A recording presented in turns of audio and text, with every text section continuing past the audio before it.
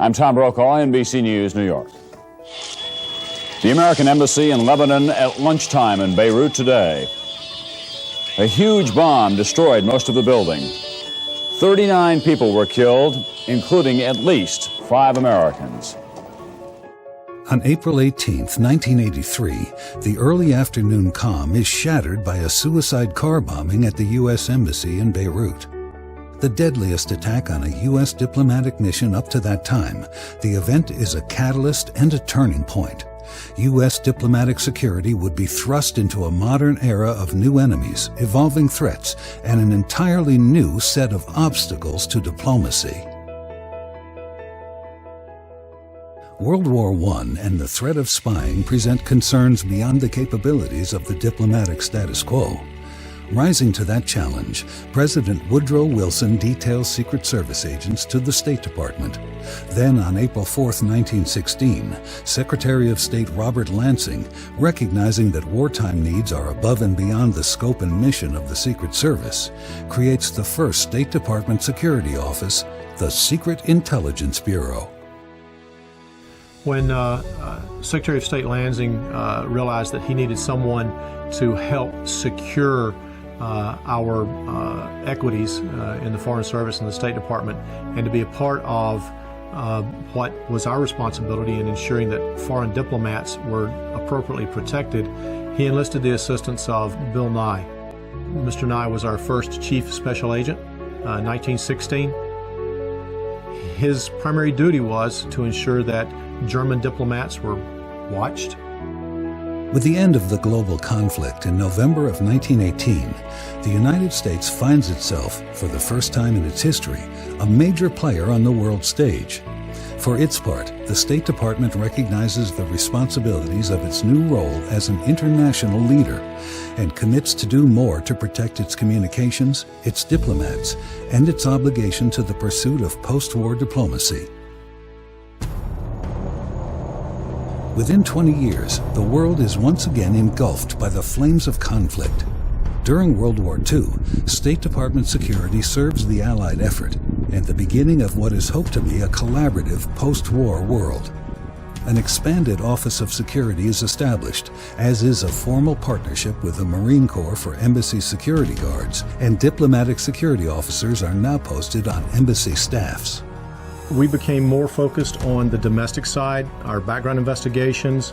There were a number of incidents where we were called to the Hill, in fact, because of our vetting of some very important Department of State personalities. We were in conflict with the White House at some points during that time period as well. And so we were developing our investigative talents. From the outset of diplomatic relations in 1933, Soviet surveillance of the U.S. Moscow Embassy is constant, but a September 1952 security sweep reveals a breach at the highest level. The Soviet Union had given the ambassador from the U.S. a gift of a Great Seal. It was a really nice wood carving that he put in his office in his residence. Over time, though, there were members of the embassy who began to realize that, wow, the Soviet Union ministers that we're meeting with, they know more than we do about the conversation we're going to have before we even get there. Ultimately, they were able to find that it was the Great Seal that was transmitting the conversations back.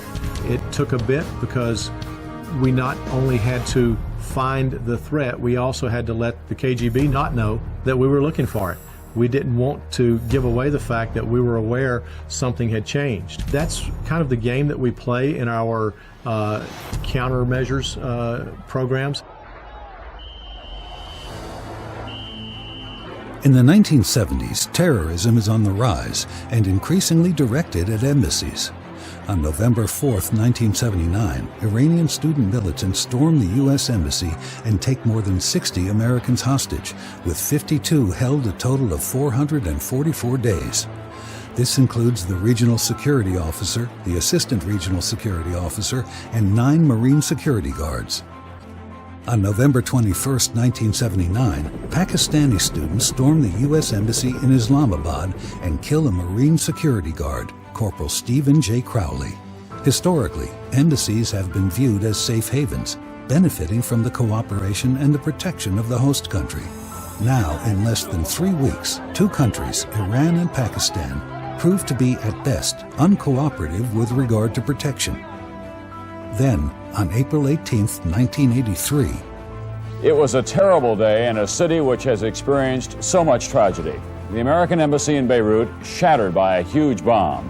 After the bombings in Beirut against the Marines, and then also the embassy bombings, the Secretary of State impaneled a group of experts. The second bombing of our embassy in Beirut had repercussions that transcended the mere interests of the Department of State and the personnel of the department. The Congress and people of the United States were outraged.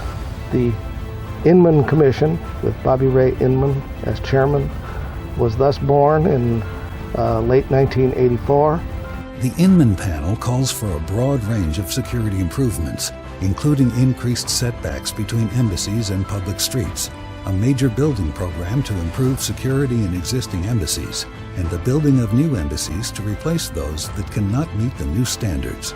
A direct result is the creation of the Bureau of Diplomatic Security and the Diplomatic Security Service within the U.S. State Department.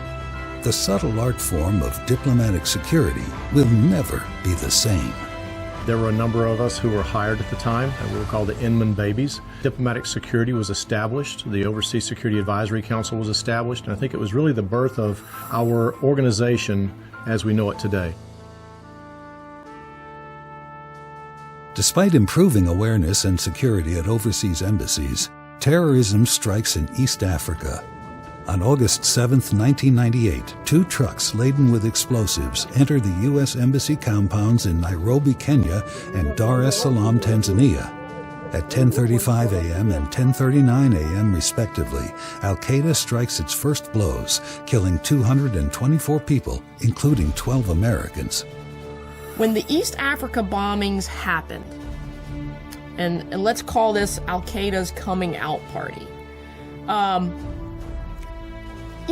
posts in East Africa were considered low threat, as many posts around the world were in 1998. We had to come to terms with, yet again, where is the world going to, and how do we keep up with it? More importantly, how do we advance past that keeping up and grow capacity for the future? The Clinton administration commissions the Accountability Review Boards, chaired by Admiral William J. Crowe, to investigate the bombings and make recommendations on embassy security. It made everybody take a look at how do we determine what threats are and where they come from. We had to immediately look at our facilities. We had to say, we could be the next target. If I was a bad guy, where would I go? Right? What would I attack? The September 11, 2001 attacks begin an era of expeditionary diplomacy, requiring enhanced diplomatic security in increasingly hostile environments around the world. But diplomacy cannot be conducted from a bunker. For its part, the Bureau of Diplomatic Security does all it can to further secure the diplomatic missions in ways that do not inhibit diplomacy, even if it means the diplomats themselves and their support staffs must still face always evolving risks during the conduct of their duties. We are always doing more with less, because as we accept those additional responsibilities, we're always tasked with more responsibilities. And the world is ever more unsafe than it was the day before. As we look at the terrorist programs around the world that we're having to combat, the last decade and a half since 9/11, it's been a constant sprint in a marathon race. And we've continued to grow our personnel to the point that we're at today, and I can speak specifically to the special agents as an example. With DS, we're in embassies in 275 some odd posts worldwide. Every country has a different atmospheric. Every country has a different challenge. But all countries, we are trying to establish diplomatic relations, and we want people to be free to go and engage and interact. And how do we permit them to do what needs to get done while protecting them against what we are afraid of? I think that's the challenge that we face. What I've always tried to emulate and try to teach agents, our job's not to say no. Our job is to say how to make it happen. It's really more of an art form than a science. We have to look at the situation. We have to adapt to the situation. In predicting things like conversation and negotiation, it's awfully tough to be heavy-handed and appear to be heavy-handed and think that that's going to end up successful. So we have to have it end safely and securely, but have it look as if it may be something else. It has to look normal. On December 18, 2010, a wave of demonstrations, protests, riots, and civil wars sweeps across the Middle East. It will become known as the Arab Spring. The Arab Spring was in Cairo, Egypt. I was the regional security officer. For the Arab Spring to hit when it did, January the 25th for us of 2011, it could not have happened for our embassy at a better time because we were prepared. We had been able to use the 2.5 years before to exercise our programs to ensure that we had our local guards up to the absolute best standard we could possibly bring them. What I had to do was establish new transportation routes to all of the Arab Spring affected cities, embassies and consulates out of Frankfurt. So it involved finding new airlines. It involved finding new partners to work with, which is great when you have the time to do so, when you have time to make contacts and work through it all, figure out how you're going to do it. During the Arab Spring, we needed to get them the tools they needed on the ground immediately. And so we had to do this all right away, which is what made it so challenging. A couple days after the beginning of the revolution, Arab Spring in Egypt, I was sent out to the airports. I was the only one in the regional security office that had an airport pass and had the airport contacts to find out which airlines were flying. We had arranged through our military contacts to get an air hangar that we could actually start having charter flights come in. So for the next week, I was out at the airport assisting the chief of mission staff and their families getting out, as well as private Americans getting on charter flights to get out of Egypt, to get out of the situation there. Our Marines were very well drilled. My entire office was aware of their responsibilities. My team was remarkable in the depth of knowledge that they had of their programs. It allowed us then to help defend the mission and then to orchestrate the evacuation of not only our family members, but close to 7,000 other U.S. American citizens. And so that was a culminating event personally as a regional security officer, but it also showed to me the fragility of many of our missions overseas, because it was actually a surprise to many of us, to most of us, to all of us, that the Arab Spring erupted as it did. And I think that's the balance we struggle to find in any security agency is how do you stay against something that you've never seen before? How do you prepare for something that you've never seen before?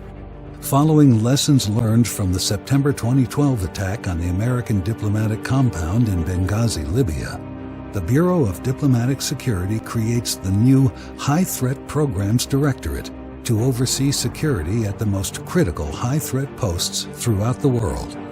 What that meant was those posts, which were now part of a directorate, the high-threat programs, would get extra focus, much more expeditious resources, whether it's personnel, funding, whatever the case may be.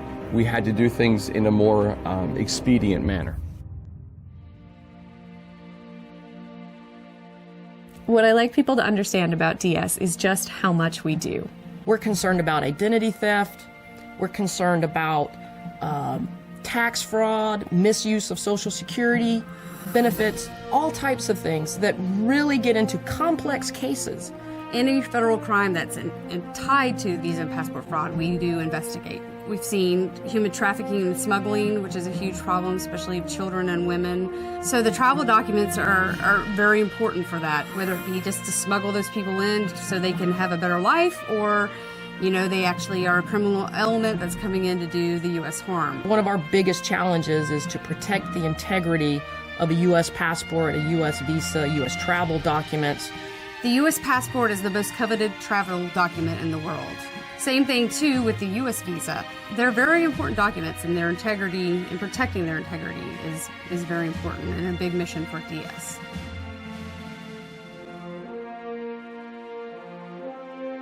We've come so far in the last 13, 14 years I've been here, and the 100 years that it's taken to get to this point.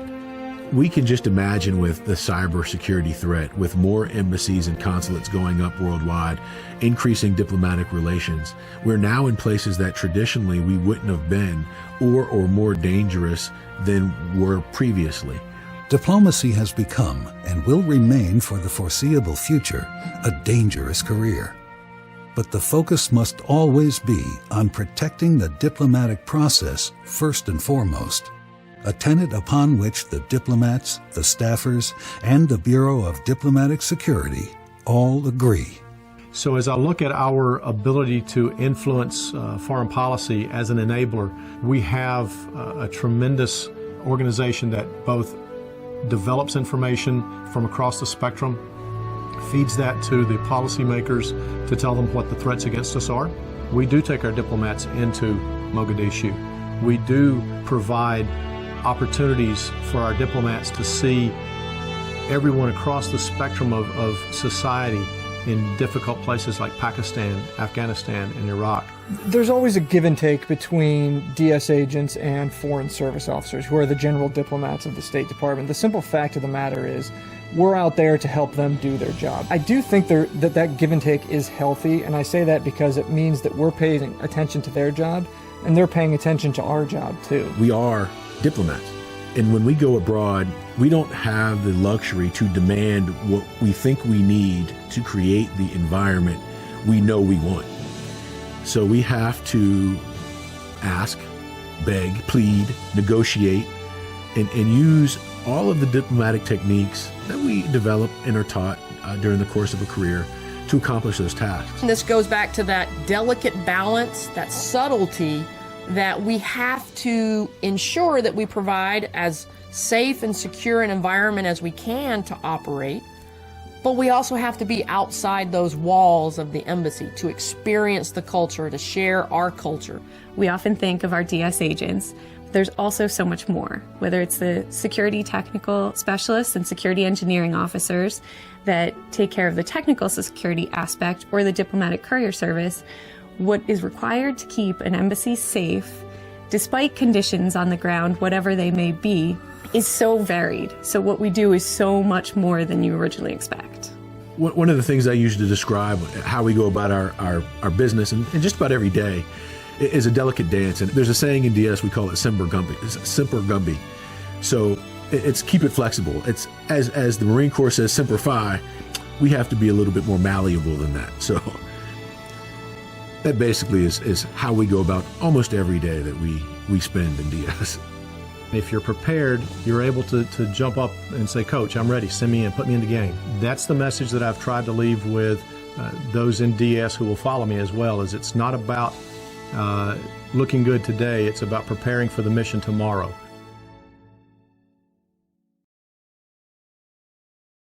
Happy Centennial, Diplomatic Security. Congratulations on 100 years, a tradition of vigilance. Happy birthday, DS. Hope we have 100 more years. Happy birthday, DS. Congratulations on your 100th year. Happy 100th anniversary, Diplomatic Security Service. Congratulations on celebrating 100 years. Happy birthday. To all of the Diplomatic Security Service, congratulations on 100 years of service.